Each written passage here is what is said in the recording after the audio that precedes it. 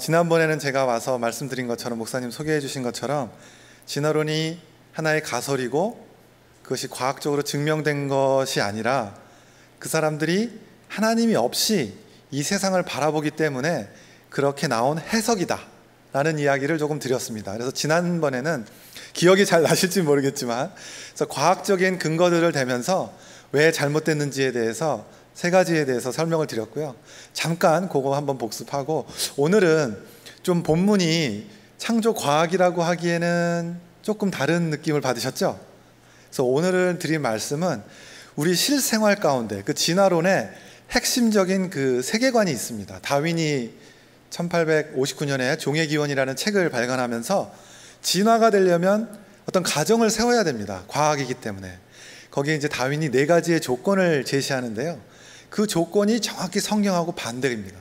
그래서 오늘은 그 진화론의 세계관의 내용이 무엇이고, 여러분들이 과연 기독교인 우리가, 창조를 믿는 우리도 사실은 알게 모르게 거기 많이 이렇게 젖어 있습니다. 그래서 그 부분에 대해서 실생활에 들어온 진화론에 대해서 오늘은 한번 나눠보도록 하겠습니다. 자, 그럼 이제 마음의 준비를 하시고 이제 여정을 한번 시작해 보도록 하겠습니다. 네, 자 이제 시작하겠는데, 오늘 제목이 뭐죠? 세계관, 진화론적 세계관. 자, 세계관이라는 것은 뭐 제가 그걸 전공한 건 아니지만 아주 쉽게 얘기하면 이렇습니다. 앞에 지금 그림이 하나 나와 있죠? 네, 감사합니다. 자, 이 그림이 나와 있는데 동물입니다. 자, 어떤 동물일까요? 이 동물의 이름을 한번 말씀해 주시겠습니까? 자, 도요새 나왔습니다. 네. 자, 토끼 손 드셔보세요. 토끼라고 보이시는 분, 토끼.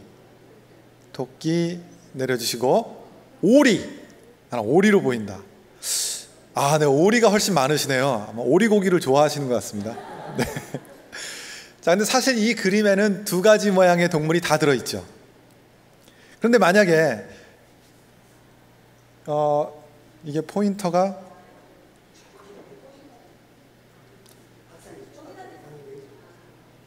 아니요, 넘기는 거 말고 레이저 포인터 가운데 건가? 이 빨간 게 레이저 포인터 아닌가? 잠깐만요. 그러면 넘기는 건 이걸로 하고, 제가 여기 이게 잘 보이시나요? 네, 여기를 만약에 저 길게 나온 부분을 귀라고 생각하면 토끼가 되고요, 그렇죠? 길게 나온 부분이 주둥이로 생각하면은 오리가 됩니다. 이제 보셨어요? 네. 네. 자, 그런데 만약에 여러분들 중에 절반은, 이쪽에 계신 분들은 토끼 농장을 하시면서 토끼 고기도 팔고 토끼 털을 이렇게 해서 이제 생계를 한단 말입니다. 또 이쪽 반 계신 성도님들은 오리 농장을 하시는 거예요. 그래서 오리고기를 판매를 하면서 이제 돈을 벌고 먹고 삽니다. 그러면 이 그림을 딱 보여줬을 때 이쪽에 계신 분들은 뭘로 보일까요? 바로 토끼, 이쪽은 오리. 근데 이걸 같이 보여주고 두 분이 만났어요. 이거 뭐냐 그러고 물어보면 이쪽은 토끼, 이쪽은 오리. 누가 이길까요? 힘센 사람이 이기겠죠.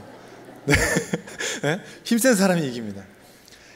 그래서 제가 오늘 말씀드리고자 하는 거는 같은 사건을 보는데, 그죠? 같은 사건을 보는데 다르게, 2가지로 다르게 볼 수 있는 거. 이게 세계관인 겁니다. 세상을 어떻게 보느냐. 그러니까 같은 지구를 보고 있는데 한 사람은 하나님이 만드신 거야 로 보는데, 다른 쪽은 무슨 소리야, 저절로 만들어졌어. 이 생명체도 하나님이라는 어떤 신이 개입 없이 무생물에서 우연히 만들어져서 진화를 통해서 지금까지 오게 된 거야. 같은 걸 보는데 서로 싸운단 말입니다. 보니까 이게 결국 세계관이다 이겁니다. 누가 이길까요? 힘센 사람이. 그러면 여러분들 지금 우리가 많이 반성해야 되죠? 교과서나 언론이나 뭐 여러 가지가 우리 기독교가 좀 많이 이런 부분에 세계관에 영향을 미쳐야 되는데 아직은 그런 것 같아요. 그래서 제가 이렇게 또 여러분들에게 이런 이야기를 하면서 세미나를 하고 있고요. 오늘 이걸 들으시고 여러분들 먼저 변하신다면 이제 좀 속도가 어떨지 모르겠지만 하나님께서 이렇게 인도해 주시라고 믿습니다. 네, 이렇게 같은 모양을 보고 다른 색깔로 이렇게 보는 거죠. 그래서 제가 지난번에 말씀드린 내용은 뭐냐 하면, 무생물에서 제가 진화론을 믿지 않는 3가지 이유를 말씀을 드렸는데, 진화론은 우리는 쉽습니다. 창조는 하나님이 뭐죠? 내가 곧 길이요 진리요 뭐라 그러셨죠 마지막에? 생명. 그러니까 파스테르가 한 실험이 뭐냐면은요, 이런 그 유리관에다가 먹을 걸 넣고 이걸 원래 오래 두면은 썩잖아요. 그리고 뭐 미생물도 나오고 막 냄새 나고 파리도 생기고 그러죠. 그래서 옛날 사람들은 이렇게 유기물, 그러니까 먹을 것 같은 거, 이렇게 그런 걸 오래 놔두면 거기서 자연적으로 생명이 생기는 줄 알았어요. 그래서 생명은 뭐 그냥 두면 생겨, 이렇게 생각했어요. 그런데 파스테르가 아니야, 그 속에 아마 어떤 생명체가 눈에 보이지 않지만 있어서 그것 때문에 그럴 거야 해가지고 유리관을 만들고 그 안에 음식물을 넣고 그걸 끓였어요. 그럼 그 안에 있는 미생물이 어떻게 될까요? 다 죽겠죠. 그리고 그 끝을 공기를 통하게 이렇게 얇게 관을 만들어서 이렇게 휘어서 관을 만들었어요. 그러니까 바깥에서 생명이 못 들어가죠. 그러니까 이게 썩어요, 안 썩어요? 안 썩습니다. 그러니까 그때 사람들이 생각한 게 뭐냐면, 그냥 이렇게 놔둔다고 해서 생명이 생기는 게 아니라 원래 생명이 있었던 데에서 생명이 만들어지는구나를 그때 안 걸려요. 그걸 좀 유식한 말로 생명 속생설이라 그래요. 생명은 생명으로부터. 여러분 주변을 보십시오. 생명이 아닌 거에서 생명이 생긴 거 본 적 있으신 분 있어요? 저한테 좀 알려주세요. 제가 노벨상 좀 받게. 아무도 없습니다. 그러니까 지금 우리가 바라보고 있는 건 뭐냐 하면, 작은 미생물이거든 바이러스까지도 생명체에서만 생명이 만들어집니다. 이게 아주 신비한 거예요. 그러니까 성경이 굉장히 논리적이고 타당한 건 뭐냐면, 생명의 근원이 누구시다? 하나님, 예수 그리스도, 생명의 근원이신 거예요. 그러니까 생명이 생명을 낳는 건 아무 문제가 없습니다. 근데 진화론이 문제가 되는 건 뭐냐면, 무생물에서 생명이 만들어졌다는 거예요. 그럼 그걸 뭘 해야 될까요? 이제 그게 과학이라고 하면 실험을 해서 뭘 해야 될까요? 증명을 해야 되겠죠. 근데 제가 25년 이상 지금 생명과학 쪽에 일을 하고 있지만 그런 논문을 한 편도 본 적이 없고요. 그런 연구를 하고 있다는 사람도 잘 들어본 적이 없어요. 그러니까 아까 보여드린 그림, 이 왼편에 있는 이 무생물이죠. 지금 실험실에서 실험을 하는 겁니다. 그래서 실험실에서는 뭐 유기물도 만들고 뭐 이렇게 조작을 하면 생겨요. 그런데 저게 아직 살아있습니까? 죽어있습니까? 죽어있죠. 한 번 더 눌러주시면, 저게 살아있는 겁니다. 오른쪽이. 저게 쉽게 되지 않습니다. 제가 암을 연구하는데 암세포가 살아있지 않습니까? 이걸 죽이는 게 그렇게 어렵습니다. 아무리 연구를 해도 어디를 표적으로 해야 되는지, 왜 재발이 되는지 모릅니다. 잘. 생명이 굉장히 어렵습니다. 그러니까 사실 과학자들이 처음엔 쉽게 생각했어요. 그런데 이 왼쪽에서 이 오른쪽으로 가는 게 쉬운 일이 아니고요. 어떠한 과학자도 아직 실험을 통해서 왼쪽에서 오른쪽으로 성공한 사람이 있다 없다? 없다. 그러니까 여러분 누가 주변에서 진화론 가지고 이렇게 껄떡껄떡 오시면은, 그럼 무생물에서 생명이 됐다는 증거 제시해봐. 이 마디 딱 한마디만 하십시오. 그러면 그냥 갑니다. 뭐냐면 진화론에서 하는 얘기는 뭐냐면, 이렇게 해서 이런 게 만들어지니까 여기도 가능할 거야 라고 가정을 하는 거죠. 그러니까 세계관인 겁니다. 그럴 거야 라고 보는 거예요. 왜? 하나님이 없으니까. 하나님이 없이 생명을 설명해야 되니까 어쩔 수 없이 궁여지책으로 만들어낸 게 이 이론인 겁니다. 그러나 아직 어느 누구도 이걸 만들어낸 사람이 없습니다. 그래서 제가 첫 번째, 진화론을 믿지 않는 이유 첫 번째가 이것이고요. 또 한 가지 여기서 말씀드리고 싶은 건, 여기 세포에서 죽으면 어느 쪽으로 갈까요? 이쪽으로 갑니다. 죽으면 다 분해가 되잖아요. 그죠? 우리 몸이 썩고 분해가 되고 미생물이 분해를 하고 호흡을 해서 이 대기 중으로 우리 몸속의 성분들이 다 흩어집니다. 그러니까 죽으면 이렇게 가요. 근데 죽은 거에서 생명이 될 수 없습니다. 여러분, 죽었던 사람이 살아나면 그걸 뭐라고 부르죠? 기적이라고 부르죠. 그러면 과학자들이 지금 기적을 바라는 거예요? 말이 안 되는 겁니다. 죽은 것에서 살릴 수 있는 분은 누구만 가능하다? 하나님입니다. 그래서 제가 첫 번째, 진화론은 이론일 뿐이고 가설일 뿐이다, 세계관이다 말씀드린 거고요. 두 번째로 제가 지난번에 말씀드렸던 건, 저렇게 우리가 교과서에는 고생대, 중생대, 신생대라는 지층이 있다. 그래서 거기서 발견된 화석들이 우리 인류의 조상이고 동물들의 조상이다, 이런 걸 배우는데, 사실은 지층이 저렇게 쌓이려면 오랜 시간이 걸린다라고 저희가 알고 있었는데, 오늘은 갖고 오지 않았지만 지난번에 말씀을 드렸기 때문에, 지층이 생기는 거는요, 물이 얼마나 빨리 흐르며 그 안에 지층이 될 수 있는 성분들, 흙, 작은 돌멩이, 이런 것들을 얼마나 잘 함유하고 있느냐가 중요한 겁니다. 그러니까 물이, 많은 양의 물이 빠른 속도로 흐름으로써 지층이 형성됩니다. 우리는 그러니까 옛날에 알기로는 천천히 흐르면서 1mm 쌓이고 2mm 쌓이고 이렇게 되는 줄 알았는데, 화산 폭발한 곳, 화산이 있는데 폭발하면 위에 있던 얼음이나 눈이 녹잖아요. 그죠? 그러면 그게 싹 내려옵니다. 그러면 그 안에 밑에서 보면은 화산하기 폭발하기 전과 후를 보면은 폭발한 후에 한 달, 두 달 뒤에 가보면 거기에 지층이 막 수십 미터씩 쌓여 있어요. 그러니까 진화론은 틀린 거죠. 그게 요즘 새롭게 이 지질학에서 등장하는 지층이 쌓인 이론입니다. 그래서 그랜드 캐년 같은 게 1.2km 막 이렇게 쌓이는 것이 어떻게 쌓이겠느냐? 그 많은 물이 어디서 나왔느냐? 그 높이를 쌓으려면 물의 양이 어마어마해야 되거든요. 근데 그 기록은 어디에만 나와 있어요? 성경에만 나와 있습니다. 무슨 홍수? 노아의 홍수입니다. 그 홍수의 물만이 그 지층을 설명할 수 있는 물이 가능한 거죠. 다음 슬라이드. 저것도 가짜다. 마지막으로 지난번에 말씀드렸던 것은 진화론은 계속 두 번만 더 눌러주세요. 한 번 더. 네. 저렇게 맨 왼쪽에 있던 하등한 동물로부터 오랜 시간이 지나서 고등한 동물로 진화되었다. 이렇게 이야기하는 거예요. 그런데 문제는 뭐냐면은 그렇다면 저 중간에 있는 녀석들이 있어야 될 겁니다. 그죠? 그 증거가 있느냐? 그래서 지난번에 왔을 때 중간 단계, 저렇게 맨 왼쪽에서 맨 오른쪽으로 향하는 그 중간에 있는 화석들은 발견된 적이 없고, 저 맨 왼쪽에 있는 화석들조차도 원래 멸종된 동물이거나 아니면 오늘날까지도 멀쩡하게 살아있는 동물들이 대부분입니다. 그래서 지난번에 제가 그 말씀을 드렸습니다. 그 내용은 창조과학회 홈페이지나 이런 것들, 인터넷이나 이렇게 강의 다 저보다도 잘하시는 분들도 있기 때문에 한번 찾아보시면 저것이 거짓말이라는 것을 금방 알 수 있습니다. 근데 오늘 제가 또 와서 말씀드릴 내용은 뭐냐면 세계관이기 때문에 지난번에는 그런 증거에 대한 부분들을 말씀을 드렸고요.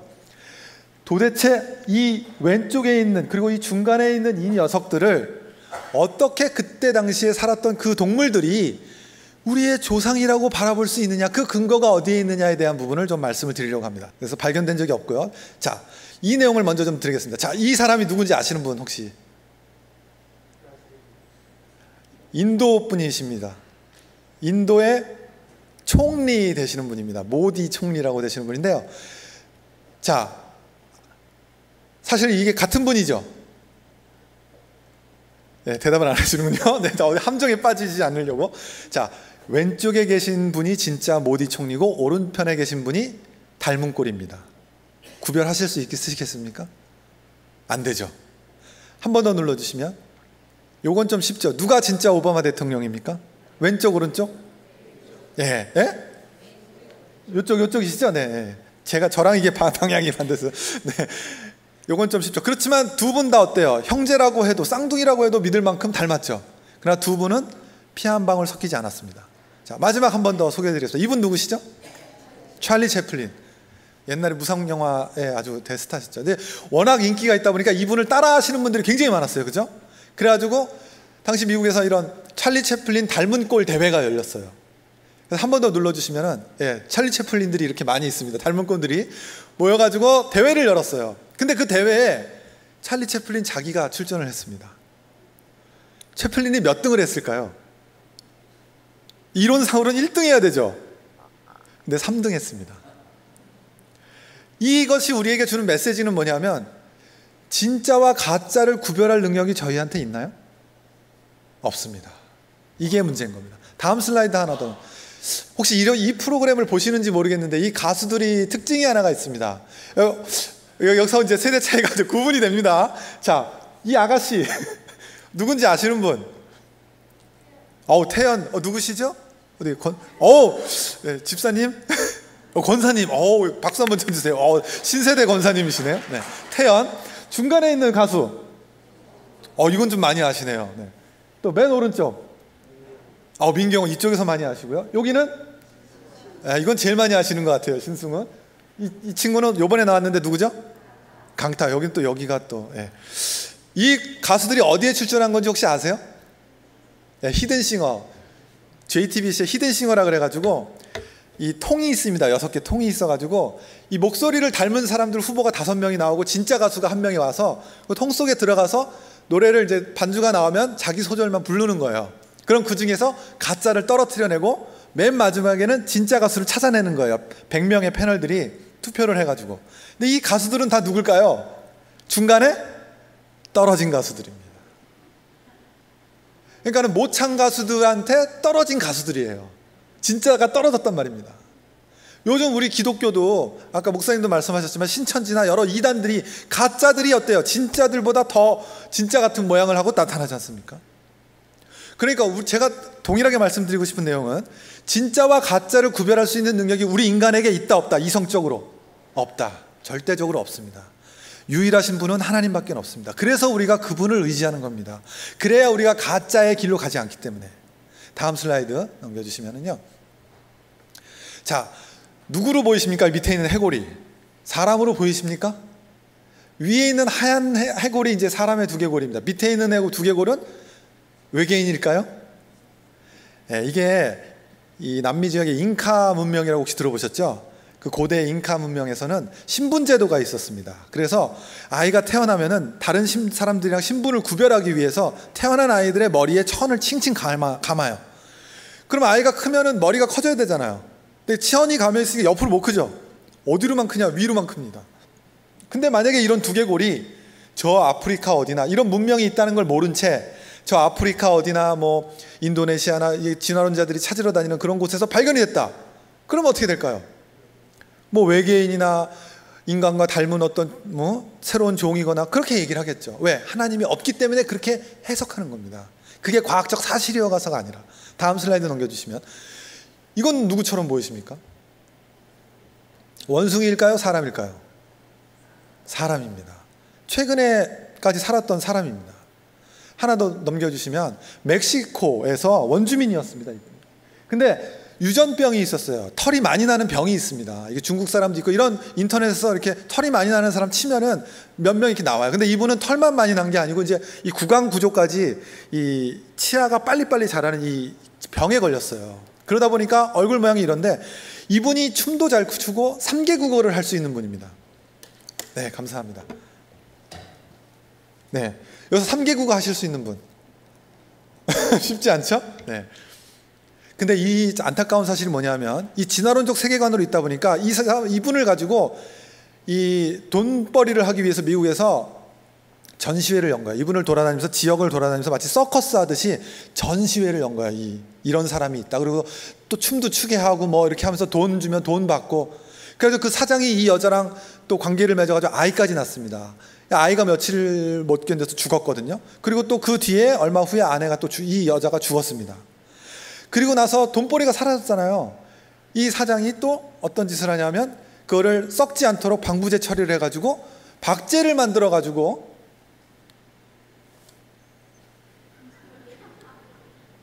이게 나오기는 나오는데 잠깐만요. 안 되는 것 같습니다. 이렇게 눌러야 되나? 아, 예, 됐습니다. 감사합니다. 박제를 만들어가지고 이쪽 편 보시면 저렇게 전시를 하면서 또 돈을 법니다.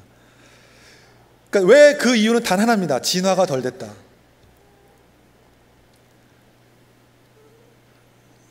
이게 안 되네. 제가 누르는 건지 됐습니다. 그러니까 제가 드리고 싶은 말씀은 비슷함이 조상의 근거가 될 수 없다는 겁니다. 무슨 말씀 드리는지 이제 조금 이해되시죠? 그러니까 사람들이 이거를 인류의 조상이라고 하는 이유 단 하나는 뭐냐면 여기서 발견된 이 뼈입니다. 뼈. 요걸 근거로 해서 이렇게 조상을 재구성하는 거거든요. 근데 이게 우리의 조상이라고 하는 단 하나의 이유는 뭐죠? 비슷하게 생겼기 때문에. 우리랑 비슷하다는 이유 그거 하나밖에 없습니다. 근데 원래 이게 조상이 되려면요, 우리가 이게 한 500만 년, 700만 년에서 지금까지 와야 되거든요. 그럼 수백만 년 동안 누군가 가서 얘를 계속 관찰해야 돼요. 이렇게 되는지. 근데 그런 사람이 있습니까? 없습니까? 없죠. 그러면 이 뼈 하나 가지고 진짜인지 가짜인지를 어떻게 알 수 있죠? 알 수 있는 방법이 없습니다. 이 사람이 어떤 세계관을 갖고 있느냐 밖에는 말할 게 없어요. 진짜와 가짜를 근데 우리는 지금까지 구분할 수 없다는 거에 대해서 제가 말씀드렸습니다. 여기 있는 이 뼈가 루시, 오스트랄로피테쿠스의 뼈입니다. 그러면 이 뼈가 발견된 건 사실입니다. 사실이에요. 이 뼈가 있다는 건. 그런데 이게 조상이다. 그걸 어떻게 알죠? 그걸 이야기할 수 있는, 증명할 수 있는 과학자는 세상에 없습니다. 왜? 300만 년, 500만 년 전으로 돌아가야 되니까. 그걸 본 사람은 아무도 없습니다. 그래서 진화론도 믿음이 필요한 거고요. 다음 슬라이드 넘겨주시면. 제가 넘기기. 그래서 진화론이 믿음에 근거한 세계관이라는 이유를 제가 말씀을 드리면 이쪽에 있는 편 한번 글씨를 한번 읽어볼까요? 시작. 복잡한 생명의 진화가 전적으로 불가능한 일은 아니다. 나는 그것을 확고하게 뭐 한다? 믿는다. 이게 리차드 도킨스라는 사람은 진화론자의 아주 최전방에 있는 사람입니다. 이기적 유전자, 눈먼 시계공, 만들어진 신, 뭐 이런 식의 책을 많이 쓴 사람들이에요. 근데 이 사람의 근거도 뭐예요? 믿음입니다, 결국엔. 그리고 우리도 하나님께서 창조하신 걸 어떻게 안다? 히브리서 말씀 한번 다 같이 읽어보겠습니다. 시작. 믿음으로 모든 세계가 하나님의 말씀으로 지어진 줄을 우리가 아나니 보이는 것은 나타난 것으로 말미암아 된 것이 아니니라. 모든 세계가 하나님의 말씀으로 지어진 줄을 우리가 뭘로 안다고요? 믿음으로 안다고요. 진화론도 믿음, 창조도 믿음. 그러면 결국 아까 토끼 오리 누가 세냐, 누가 이기냐? 예, 마찬가지 싸움입니다. 우리의 믿음이 세상에 이 진화론자의 믿음보다 더 세야 이길 수 있다고 저는 믿고요. 그래서 그 믿음을 조금 강화하기 위해서 제가 왔는데요. 진화론의 믿음의 내용이 뭐냐? 그냥 무생물에서 뭐 진화됐다 그 내용이냐? 그게 중요한 게 아니고요. 그 내용이 중요합니다. 어떻게 진화했다, 그 가설, 누가 선택되고 누구는 도태됐는가, 그 내용을 좀 말씀을 드리면, 그래서 진화론의 먼저 말씀드릴 거는 찰스 다윈이, 여러분들 신학대학을 졸업하신 거 아십니까? 교부였어요, 당시에. 그리고 웨스트민스터 사원에 안장이 돼 있습니다. 거기는 누구만 묻힐 수 있는 곳이에요?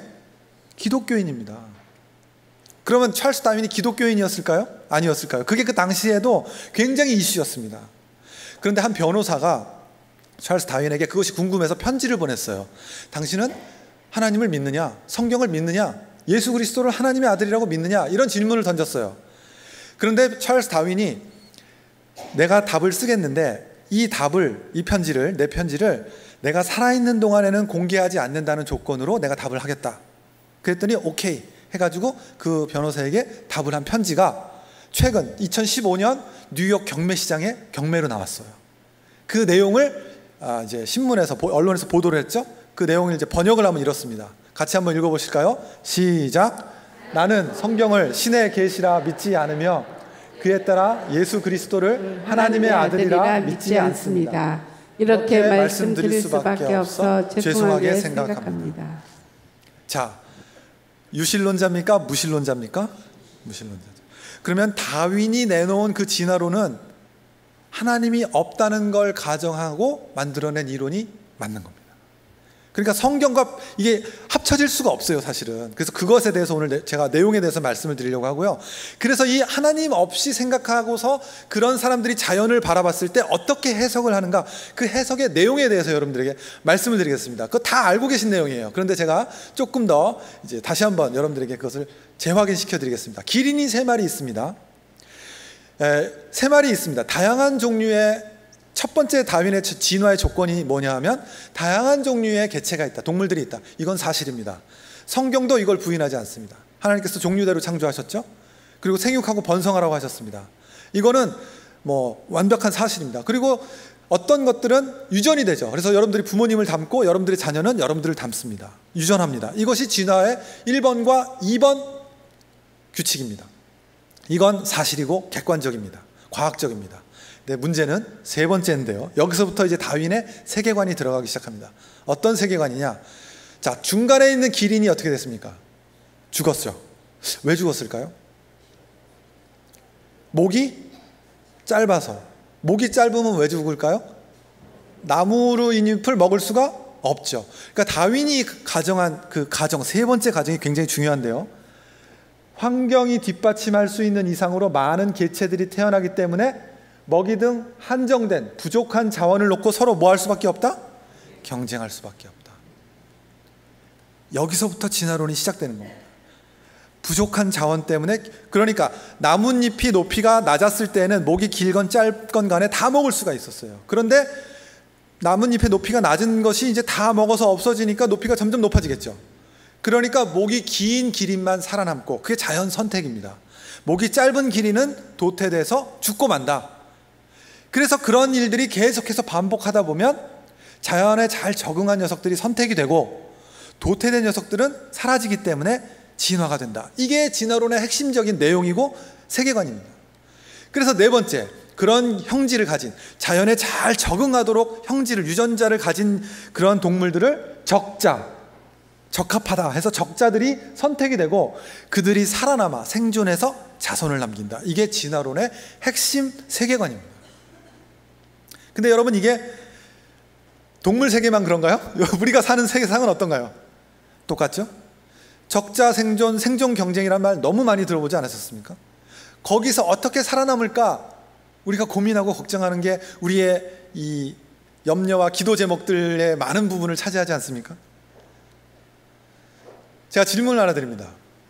그래서 자연을 바라볼 때 찰스 다윈은 이렇게 본 겁니다. 저 사자가 물소를 잡았어요, 그죠? 기린이 한 마리가 죽었단 말입니다. 그 이유를 찰스 다윈은 성경 이외에 자기의 이성적 논리로 판단을 해서 내린 겁니다. 제가 그럼 여러분들에게 한번 물어보겠습니다. 저 물소는 왜 사자에게 잡혔을까요?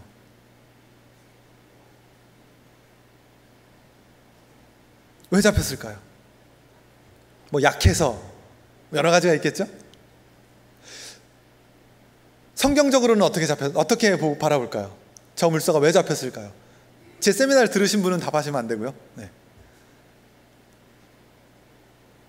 성경은 뭐 좀 다른 대답이 있을까요? 약하거나 뭐 사자가 너무 세서, 물소가 너무 느려서. 사실은 저 물소가 원래는 떼를 지어서 갑니다. 그래서 그 본진이 있어요, 앞에. 근데 얘네들은 지쳐서 뒤로 낙오한 아이들이거든요. 그러니까 사자들이 그 본진에 있는 물소들은 잡지를 못합니다. 왜냐하면 얘네들이 딱 사자가 오면 대형을 쫙 이루어가지고 뿔을 쫙 맞댑니다. 그럼 사자가 못 와요. 얘네들은 뒤에 쳐졌기 때문에 사자가 공격을 하는 겁니다. 너무나 다윈의 이론과 일치하는 것 같지 않습니까? 그래서 해석하는 게 이렇습니다. 왜 잡혔을까? 부모로부터 좋은 유전자를 받았으면 됐을 텐데, 유전자가 좋지 않았으면 여행을 떠나기 전에 잘 먹어두고 잘 쉬고 체력을 비축했으면 됐을 텐데, 세 번째는 사자가 나올 곳을 좀 피해서 주변을 잘 경계해서 갔으면 됐을 텐데, 또 혹은 사자가 저렇게 공격을 해도 자기가 좀 더 저항을 해서 도망을 치려고 노력했으면 사자가 지쳐서 포기했을 수도 있었을 텐데, 주변에 친구들을 좀 잘 사귀었으면 와가지고 동료들이 도와줬으면 됐을 텐데, 이런 답들이 대부분인 것 같아요, 제가 세미나를 다녀보면. 근데 문제는 이게 우리의 삶과도 동일하게 적용이 된다는 겁니다. 좋은 유전자를 받는다는 건 금수저로 태어났으면 내가 경쟁을 덜 할 수 있어요. 제가 만약에 송중기처럼 생겼다면 여기서 이렇게 세미나 하지 않고 한류가 돼서 갔을 수도 있었을 텐데, 그렇지 못하기 때문에 여러분들의 자녀와 대부분의 청년들 스펙을 쌓기 위해서 애를 쓰고 있죠. 또 이제 4차 산업혁명이다 막 이런데 그러기 위해서 여러분들이 공부하고 인맥을 쌓으려고 하고, 세상은 그래서 긍정의 힘을 쌓도록 해라, 긍정적으로 생각해라, 이런 부분들을 많이 강조를 하게 됩니다. 근데 그렇게 강조하게 되다 보면 문제가 하나 생기는데요. 자, 그래서 우리가 이제 이런 사건이 일어나게 되면 해석을 하게 됩니다. 제 물소가 왜 잡혔을까? 내가 오늘 시험에 왜 떨어졌을까? 이런 걸 고민하다가 하나님이 없는 사람들은 그 문제의 원인을 어디에게 돌릴까요? 물소가 왜 잡혔을까요? 그 책임이 누구에게 있을까요? 물소 자신에게 있는 겁니다. 그래서 경쟁의 주체, 생존 경쟁이라는 게 뭐예요? 살아남기 위한 경쟁입니다. 그러니까 내가 살아있다고 인식을 하고 있지 않으면 경쟁이 없는 거죠. 그러니까 내가 살아있다고 하면 경쟁을 하는 겁니다. 그러니까 경쟁을 하는 주체가 누구다? 나다. 인생의 주인이 나다. 그러니까 세상의 심리학, 뭐 여러 가지 철학들이 하는 얘기가 뭐냐? 인생의 주인은 너야. 너의 인생은 너가 개척해. 근데 우리는, 예수 믿는 사람은 인생의 주인이 누굽니까? 하나님이죠. 예수 그리스도, 우리를 인도하시는 그분입니다. 정확히 배치가 되고 있고요. 그래서 이런 사회 진화론의 영향으로, 자연을 바라보는 이런 관점으로 사회를 개혁시켜야 된다라는 사회 진화론의 영향으로 2차 세계대전 이 발발했을 때 독일과 일본이 주축이 됐죠. 이 사람들이 진화론을 가장 먼저 받아들인 나라이고, 그 진화론의 근거에서 유태인을 600만 명을 이렇게 학살하는 겁니다. 그 근거가 뭔가요? 진화론입니다. 아까 했던 그 아프리카 사람이나 그런 사람들을 갖다 전시하고 막 그랬잖아요. 다 거기서 오는 세계관인 겁니다. 강한 자가 살아남는다. 살아남은 자가 강자다. 어제 아쉽게 우리가 축구에 또 졌죠? 축구에 명언이 있습니다. 같이 한번 읽어보실까요? 시작. 이기는 팀이 강합니다. 이러한 철학에 있게 되면 뭐가 됩니까? 어떻게 해서든지 이기면 되는 겁니다. 기업들이 왜 정직하지 못할까요? 라고 비난을 하지만 기업들의 입장에서 보면 어떻게 해서든 편법을 써서든 살아남아야 하는 거거든요. 우리가 정치판을 보더라도 그렇지 않습니까? 왜 그런 짓을 하면서까지도 저렇게 정치를 하려고 할까? 살아남는 자가 곧 이기는 것이다 라는 철학이, 세계관이 우리 안에 들어와 있습니다. 어느 학교, 고등학교의 교훈입니다. 혹시 보이십니까? 한번 읽어보겠습니다. 시작. 자, 참되자, 이기자. 좀 씁쓸하지 않으세요? 괜찮다고 생각하십니까 혹시? 배우고 참되는 건 나와 상대방이 다 할 수 있죠. 그러면 사회가 너무 좋을 겁니다. 근데 안 되는 게 있죠. 그 사람도 이기고 나도 이길 순 없습니다. 초등학교 시험 문제인데요, 저희 딸이 실제로 초등학교 1학년 때 수학 시험에 나온 문제입니다. 같이 한번 풀어보시겠습니다. 5명의 아이들이 있습니다. 이 아이들이 콩주머니 던지기를 했어요. 그래서 콩주머니를 던져서 바구니 안에 넣은 학생은 동그라미, 못 넣은 학생은 X표를 했습니다. 그래서 10번을 던진 거죠, 5명이. 그래서 표가 이렇게 그려져 있습니다. 1번 문제는 뭐였냐 하면은 가장 많이 넣은 사람은 누굽니까? 은하죠. 네네. 근데 다음번 문제가 저를 아주 고민하게 만들고 오늘의 세미나를 있게 한 이유가 바로 이 문제 때문입니다. 자, 답을 한번 해보시겠습니다. 콩주머니 던지기 대회에 나가는데 4명이 한 조가 돼서 나가야 됩니다. 그럼 1명이 빠져야 되겠죠? 누가 빠져야 할까? 자, 누가 빠져야 하죠? 자, 진화론적 세계관에선 그냥 답이 나오죠. 누가 빠지죠? 민진이가 빠져야 됩니다. 그럼 창조론적 세계관에서는 누가 빠져야 할까요? 그건 좀 뒤에다. 예? 그래서 민진이가 빠져야 됩니다. 그러면 이제 나머지 4명이 이제 월드컵도 똑같죠. 16강에 올라가려면 누가 빠져야 할까요? 골을 못 넣은 팀. 그럼 승자가 된 후에는, 진화론에서 그러면 이제 승자가 되자 이거 합니까? 적자가 되자. 그 다음에는 살아남아 생존하는데 그 다음에는 사람인 경우에 뭐 하냐? 이 가운데 있는 사람이 리차드 도킨슨입니다. 그리고 옆에 있는 사람들이 이제 작가이기도 하고 언론인인데 무신론자입니다. 다. 버스에 보면 이렇게 써 있죠. There's probably no God. 아마 심은은 없을 거야. Now stop worrying. 걱정 그만해. And enjoy your life. 네 인생을 즐겨. 자, 승자가 된 후에 뭘 하자는 겁니까? 이제는 이겼으니까 내 인생을 즐겨. 그런데 즐겨지나요? 그래서 우리가 승자가 된, 제가 지난번에 소개할 때 2명의 동영상을 보여드렸는데 박찬호 씨와 박진영 씨를 제가 그 인터뷰를 한 모습을 보여드렸는데요. 이분들의 고민이 있었죠. 왜 그런 고민을 했는지. 이분들은 누구나 봐도 승자입니다. 성공한 사람이에요. 돈도 엄청 많습니다. 이분들의 고민을 한번 들어보도록 하겠습니다. 먼저 어떻습니까? 승자의 삶이 행복하고 즐기는 삶처럼 보이십니까? 두 번째 박찬호 씨도 한번 보겠는데요. 박찬호 씨는 항상 그 메이저리그 첫 선수였죠. 우리나라 출신에. 그리고 아시아 타이틀을 갖고 있습니다. 아시아 출신 투수로서, 동양인 투수로서 가장 많은 124승이라는 기록을 갖고 있는데, 그 전에는 일본인 투수가, 그 노모 히데오라는 투수가 그 기록을 갖고 있어서 항상 둘이 비교가 됐어요. 그래서 그거에 대한 고민과 갈등, 한번 이야기를 한번 들어보겠습니다. 승자의 삶이 결코 즐겁거나 행복하지가 않습니다. 언젠가는 사라질 것이기 때문에. 그래서 성경에서도 이 세상 것들이 무익하다고 그렇게 이야기하십니다. 언제? 예수님이 다시 오시면 그분이 최고거든요. 그 앞에서 누가 뭘 할 수 있겠습니까? 빌 게이츠가 쓰겠습니까?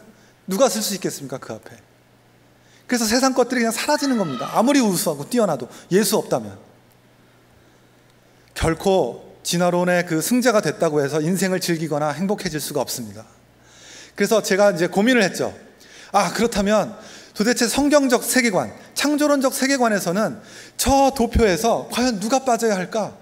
제가 질문을 또 드립니다. 한 분만 한번 대답을 해주시면 누가 빠져야 할까요? 성경적 관점에서. 제가 이거를 1년을 고민했습니다. 그래서 이 세미나가 나온 건데요. 은하가 빠져야 된다는 이제 말씀이 한 번 있었습니다. 왜냐하면 은하가 제일 많이 넣었죠. 그러니까 기독교는 이 사랑의 종교 아니겠습니까 또? 그러니까 이제 제일 많이 넣은 은하 네가 양보해라 이렇게 해서 싹 빠지는데, 근데요, 이게 실제 생활에서는 그게 안 됩니다. 왜냐하면 여러분들이 만약에 기업을 하나씩 운영을 하고 있어요. 입사를 이제 신입 사원을 뽑는데 시험을 보면 1등부터 꼴등까지 나오죠. 자, 그럼 1등한테 가서 야, 너는 1등 했으니까 꼴등한테 양보해 하실 수 있나요? 여러분들 신입 사원을 뽑는다면 다 꼴등으로 뽑으실 자신 있으세요? 없죠. 실생활에서는 이게 잘 안 됩니다.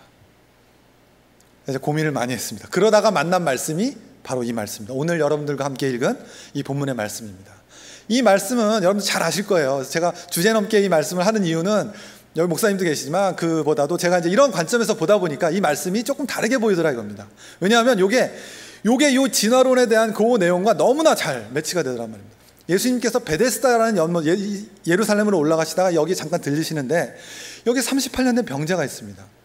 근데 이 베데스다 연못엔 전설이 하나 내려왔죠. 이 연못에 병자들이 엄청나게 많이 모였어요. 그 이유는 뭐냐 하면 여기에 가끔 천사가 내려와요. 그래갖고 천사가 물을 움직여. 그럼 물을 움직인 걸 본 사람이 제일 먼저 들어가면 모든 질병이 어떤 병에 걸렸든지 간에 그 병이 낫는 거죠. 그런 전설이 내려온 그런 연못입니다. 그러니까 사람들이 거기에 막 먼저 들어가려고 거기에 엄청나게 있던 거예요. 근데 거기에 예수님이 오신 거란 말입니다. 그럼 그 연못을 한번 생각해 볼게요. 그 연못이 바로 제가 느낀 게 뭐냐면 우리가 사는 세상이구나. 왜냐하면 연못에 들어가기 좋은 자리는 누가 차지했을까요? 그나마 힘센 사람. 그렇죠? 그러니까 그 연못에는 먼저 온 사람이 들어가는 것도 아니고요, 병이 심각한 사람 순으로 들어가는 것도 아닙니다. 그걸 어떻게 할 수 있느냐? 예수님께서 이렇게 물어보시죠. 네가 낫고자 하느냐? 물어봤더니 이 사람이 뭐라고 대답해요? 한번 읽어보겠습니다. 시작. 물이 움직일 때 나를 못에 넣어주는 사람이 없어 내가 가는 동안에 다른 사람이 먼저 내려가나이다. 자, 여기서 제가 이 사람이 어떤 세계관을 갖고 있었는지 정확히 한번 말씀을 드릴게요. 자, 이 사람의 희망, 이 사람의 꿈, 이 사람의 비전 다 어디 있죠? 연못입니다. 우리도 이 세상 가운데서 하나님 없는 사람들은 이 세상이 답입니다. 이 세상에서 뭐가 되고 싶고 이 연못이 다예요. 자기가 바라보는 이 세계관, 세상이 규정한 그 경쟁과 승자가 되어서 즐기자고 하는 그 연못에 사람들이 가득 모여 있습니다. 근데 그 연못에 누가 갑니까? 주체가 누구예요? 내가 가는 동안에. 생존 경쟁의 주체가 누구라고 말씀드렸어요? 내가 되는. 내 인생의 책임은 내가 진다. 마지막으로, 근데 이 사람의 문제점은 뭡니까? 다른 사람이 먼저 내려갑니다. 그러니까 이 사람은 누구예요? 항상 패자였다는 겁니다. 물이 움직이는 걸 봤는데 내가 먼저 가고 싶은데 병 때문에 먼저 못 갔던 거죠. 그러니까 이 병자가 지금 예수님을 보고 뭘 하고 있는 거예요? 그러니까 나 좀 넣어주실 수 있으면 저 좀 도와주세요. 지금 그 부탁하고 있는 겁니다. 그러니까 이 환자는, 이 병자는 오늘날로 아까 드린 말씀으로 비유하면 그 표에서 빠져야 될 민진이고 물쏘고 패자였던 겁니다. 만약에 지금 월드컵 하고 있는데 신태용 호가 독일에까지 지고서 3연패를 하고 떨어져서 들어오면은 그 감독이 어떻게 될까요? 그대로 국가대표 감독을 유지할까요? 아마 경질될 겁니다.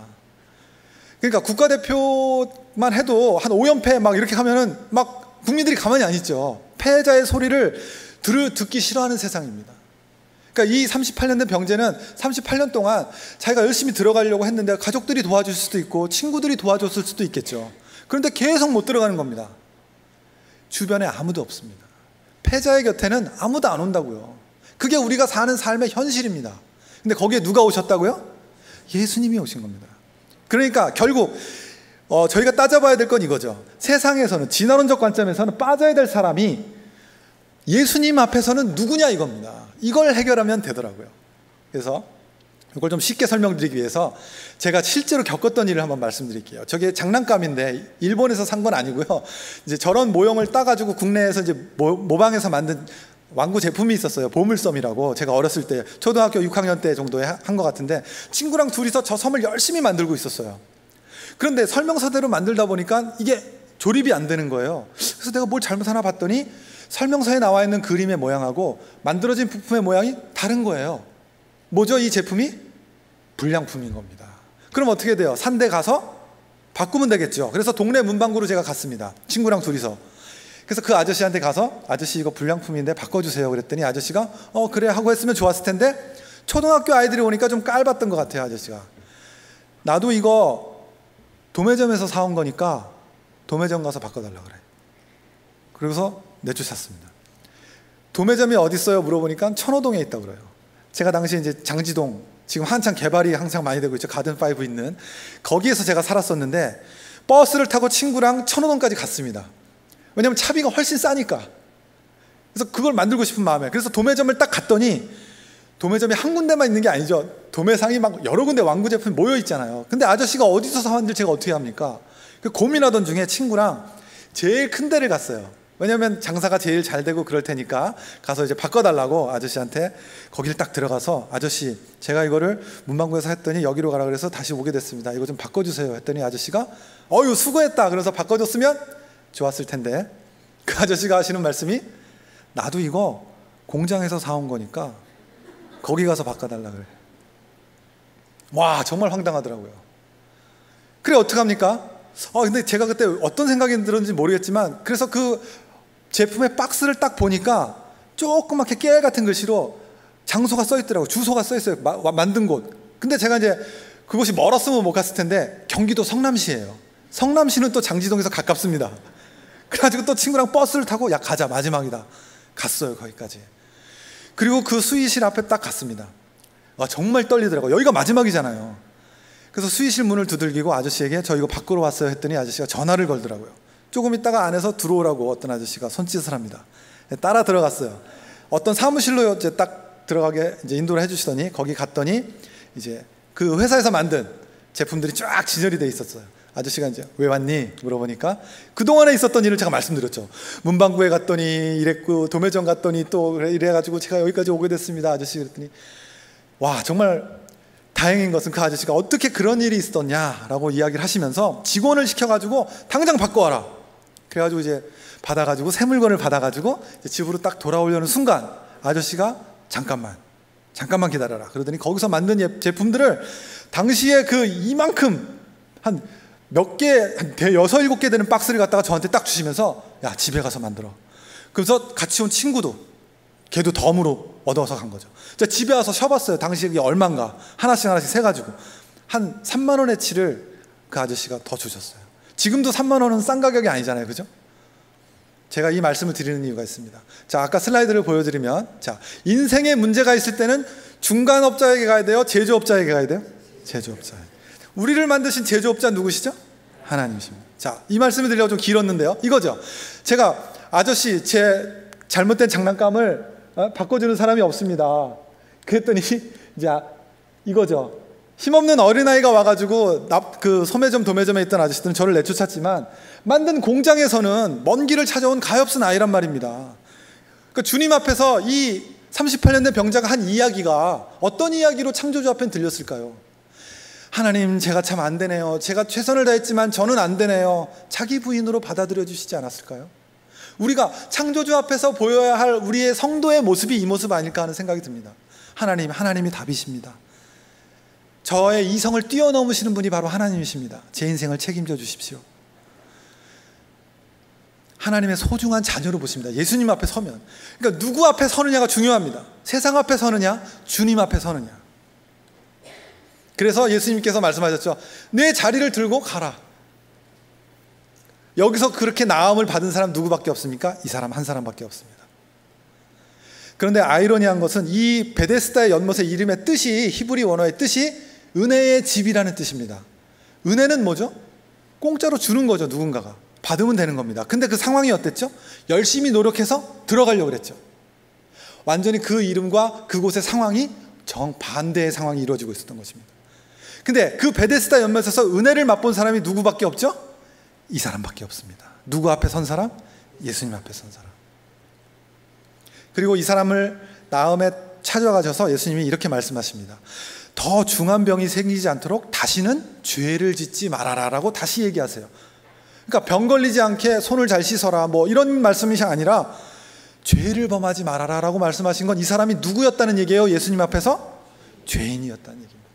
그러니까 은혜가 필요한 사람이 누구죠? 죄인입니다. 그래서 율법사들, 바리새인들은 자기가 죄인이 아닌걸요. 왜?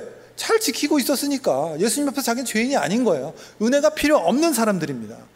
자기가 노력해서 하는 거, 경쟁, 그게 바로 문제점이 자기가 노력하는 거. 노력하지 마시라는 얘기가 아니고 누구 앞에서 노력을 하느냐가 중요한 겁니다. 그래서 이제 거의 다 왔습니다.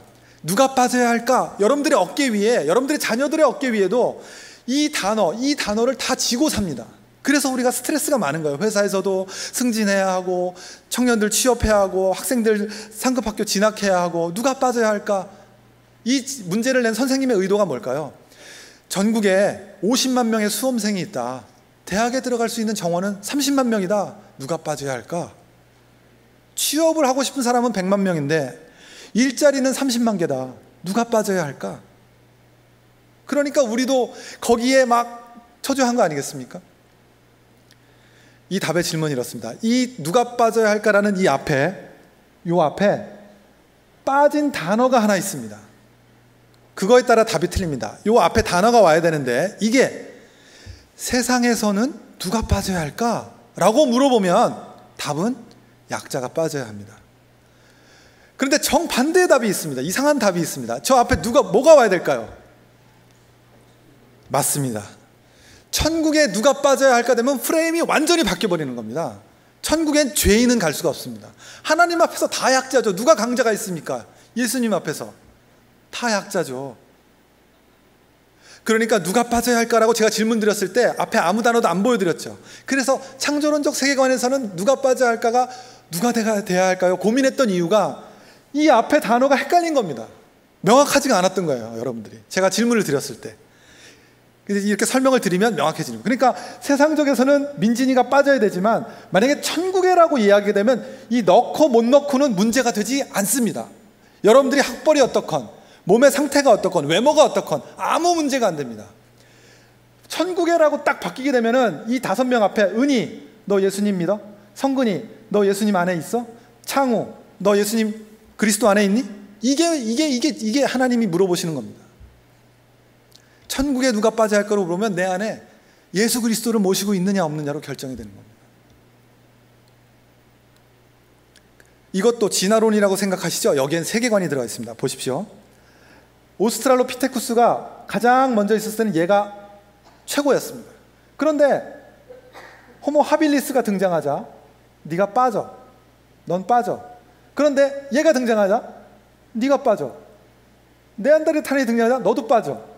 호모 사피엔스가 등장하니까 다 빠져. 이해가 되십니까? 이게 과학적인 내용을 이야기하는 것이 아니고요, 세계관을 이야기하고 있는 겁니다. 지금 진화론적 세계관이란 무엇이냐? 약자가, 적응하지 못한 자가 빠지는 거다. 그런데 여러분, 신약 성경에 예수님 주변에 모인 사람들이 누구였습니까? 다 그 당시의 세상에서 가난한 자, 억울한 자, 약한 자.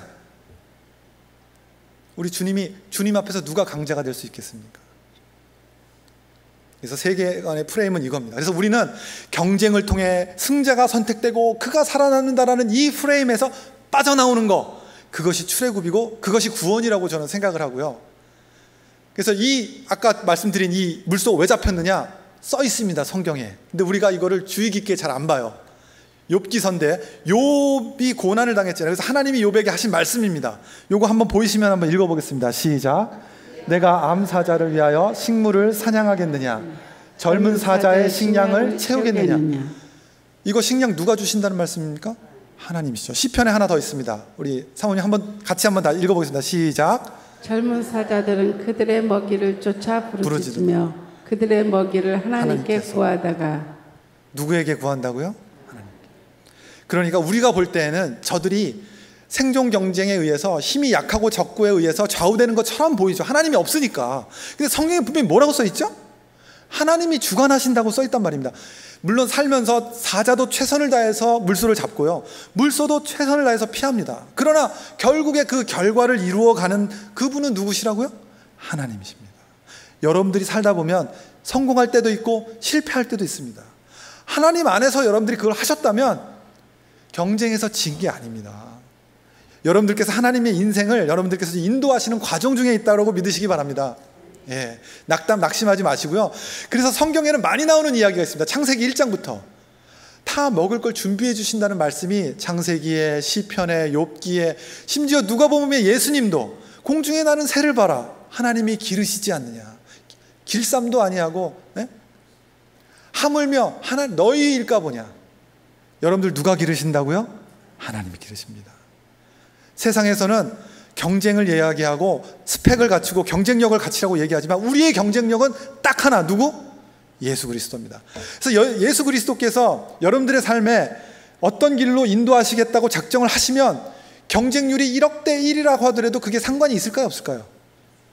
그건 경쟁률이라고 할 수 없어요. 1대 1이랑 마찬가지입니다, 하나님 앞에서. 왜? 하나님의 뜻은 그 사람이 거기에 가는 거기 때문에 그렇습니다. 그러니까 여러분들 그런 믿음 가지시고 이 세상이 조여오는 그 압박감에서 자유하시고 평안하십시오. 왜? 예수 믿는 사람만 그렇게 살 수 있습니다. 박찬호, 박진영 씨 요즘에 예수님 믿었다고 이단이라는 얘기가 있긴 한데 자세히는 모르겠습니다만, 그래서 연예인들이 공황장애, 우울증, 이런 대인기피증, 이런 정신병을 다 갖고 있어요. 왜 그렇습니까? 경쟁이 가장 치열합니다. 댓글, 항상 순위, 시청률, 거기에 늘 애가 타기 때문에 그렇습니다. 거기로부터 여러분 자유할 수 있는 게 기독교입니다. 그래서 두 개의 나라, 이제 거의 다 왔습니다. 세상이라는 나라가 있고요, 하나님 나라가 있습니다. 두 개가 다르시는 통치 원리가 있습니다. 이게 정확히 배치됩니다. 하나님의 나라는 은혜로 시작돼서 은혜로 끝나고 그 은혜에 의해서 구원을 받습니다. 근데 그 과정 중에 내가 하나님 앞에 내가 죄인이구나를 깨닫습니다. 그래서 그게 은혜로 느껴집니다. 그러나 세상은 그렇지 않습니다. 경쟁을 통해서 내가 왜 하나님이 필요해? 내가 내 힘으로 할 수 있는데 가 되면 생존으로 가게 됩니다. 이렇게 되면 이제 아까 보셨듯이 삶이 그렇게 쉽지가 않습니다. 어떤 것을 선택하느냐. 예수님 앞에서 내가 38년 된 병자임을 우리가 그렇게 인정하는 삶을 사느냐. 그렇지 않으면 아니야, 나의 인생, 나의 삶은 내가 개척할 거야, 하나님은 필요 없어, 니체의 말처럼 신은 죽었어 라는 세계관 속에 살 것이냐. 그래서 인생의 주인공은 나야 나 하면서 썰렁한 개그만 살 것이냐. 이제 마지막 슬라이드입니다. 여러분, 어느 나라에서 살고 싶으십니까? 천국에 가면 경쟁이 있을까요, 없을까요? 그러면 그 경쟁이 있는 데서 또 살고 싶으세요? 아까 다윈이 그랬죠. 그 시작의 근원은 어디였냐면 출발점은 부족한 자원이었습니다. 그래서 하나님이 나는 전지전능하고 나는 모든 걸 다 가지고 있고 나는 측량할 수가 없고 그렇게 말씀하시는 거예요. 왜? 그게 무슨 말씀인 거예요? 나는 한정이 없어, 그 얘기 하시는 거예요. 그러니까 하나님께 나라에는 경쟁이 필요가 없어요. 왜? 자원이 너무 풍부해서. 어느 나라에 살고 싶으십니까? 그리고 그곳은 천국에서만 가능한 게 아니고요, 지금 여러분들이 사는 이 삶 속에서 이 삶을 조금씩 살아내십시오. 그게 가능하다는 삶을 이 경쟁이 있는 삶 속에서도 살아내십시오. 천국을 여기서부터 사는 겁니다. 우리 목사님 말씀 들어보면 굉장히 아주 확고하시지 않습니까? 함께 이루어가시면서 그러한 은혜의 삶을 사시길 소망하면서 마지막으로 이 말씀 읽고 마치도록 하겠습니다. 시작. 너희는 그 은혜에 의하여 믿음으로 말미암아 구원을 받았으니 이것은 너희에게서 난 것이 아니요 하나님의 선물이라. 이 선물 다 받으시기를 소망하면서 저의 말씀 이야기는 여기서 끝내도록 하겠습니다.